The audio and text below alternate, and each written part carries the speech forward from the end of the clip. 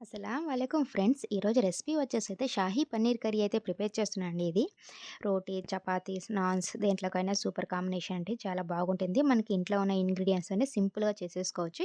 ఇక ప్రాసెస్ అయితే స్టార్ట్ చేసేద్దాం. ముందుగా అయితే మసాలా ప్రిపేర్ చేసుకునే దానికోసం అయితే గ్యాస్ మీద ప్యాన్ పెట్టేసి ప్యాన్‌లో కొంచెం ఆయిల్ వేసుకోవాలా. కొంచెం చెక్క, మొగ్గ, ఇలాచి వేసుకోవాలా. తర్వాత ఆనియన్స్ వేసుకొని లైట్‌గా ఫ్రై చేసుకోవాలా. ఓవర్‌గా కాకుండా మనకు కొంచెము పింక్ కలర్ వచ్చేంత వరకు. కొంచెం జీడిపప్పు కూడా వేసేసి మొత్తం అయితే ఫ్రై చేసుకోవాలి. ఒక పచ్చిమిర్చి ఇవన్నీ కొంచెం లైట్‌గా ఫ్రై అయిపోయిన తర్వాత 1 ఆనియన్‌కి 2 టొమాటోస్ అయితే తీసుకోవాలండి. ఈ రేషియో దీనికి. ఇవి లైట్‌గా ఫ్రై అయిపోయిన తర్వాత కొంచెము అల్లం వెల్లుల్లి పేస్ట్ కూడా వేసి అల్లం వెల్లుల్లి పేస్టే ఏసుకోవాలని లేదు. అల్లము, వెల్లుల్లిపాయలైనా ఏసుకోవచ్చండి. ఇవన్నీ కొంచెం బాగా పచ్చి వాసన పోయేంత వరకు ఫ్రై చేసుకొని, ఇప్పుడు ఒక హాఫ్ కప్ వాటర్ ఏసుకొని కొంచెం రుచికి సరిపడా ఉప్పు వేసేసి మూత పెట్టేసి మీడియం ఫ్లేమ్‌లోనే బాగా ఉడికించుకోవాలి ఇవన్నీ.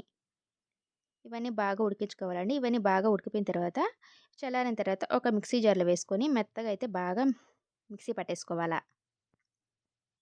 ఇప్పుడు వాటర్ అనేది ఏమి యాడ్ చేయకూడదండి ఇక్కడ. ఆల్రెడీ దీంట్లో వాటర్ ఉన్నాయి గదా! ఆ వాటరే మనకి సరిపోతుంది.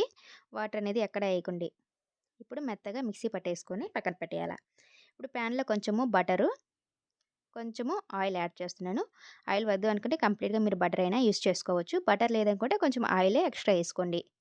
ఇప్పుడు రుచికి సరినంత ఉప్పు, కొంచెం పసుపు, కొంచెము కారము,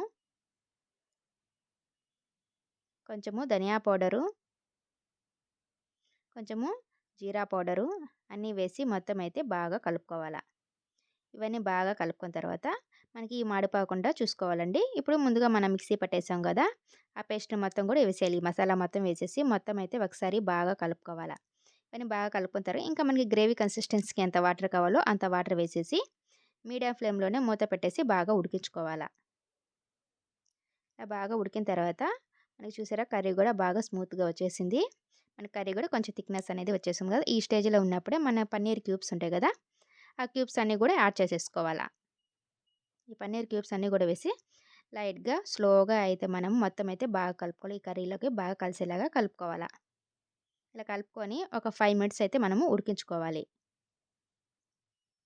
పన్నీర్ క్యూబ్స్ వేసాం గాబట్టి ఇప్పుడు ఒక 5 మినిట్స్ ఉడికించుకుంటే ఇంక ఫైనల్ కొంచెము కస్తూరి మేతి వేసేసుకోవాలా. కస్తూరి మేతి వేసి మొత్తం అయితే ఒకసారి బాగా కలుపుకొని ఇంకా ఫ్రెష్ క్రీమ్ ఉంటది కదా! ఫ్రెష్ క్రీము అది గూడా కొంచెం యాడ్ చేసుకోవాలి మొత్తం. ఒకసారి వేసుకొని ఫ్రెష్ క్రీమ్ మొత్తం వేసుకొని మొత్తం అయితే ఒకసారి బాగా కలిసేలాగా కలుపుకోవాలా. మొత్తం బాగా కలుపుకున్న తర్వాత ఒక 2 మినిట్స్ మనం కుక్ చేసేసుకుంటే సరిపోతుందండి. ఇంక ఫైనల్‌గా మన కర్రీ అయితే రెడీ అయిపోయింది. మన ఛానల్‌ని ఎవరైనా ఫస్ట్ టైమ్ చూస్తుంటే సబ్స్క్రైబ్ చేసుకోండి ఫ్రెండ్స్. అలాగే లైక్ కూడా చేయండి ఫ్రెండ్స్. బాయ్.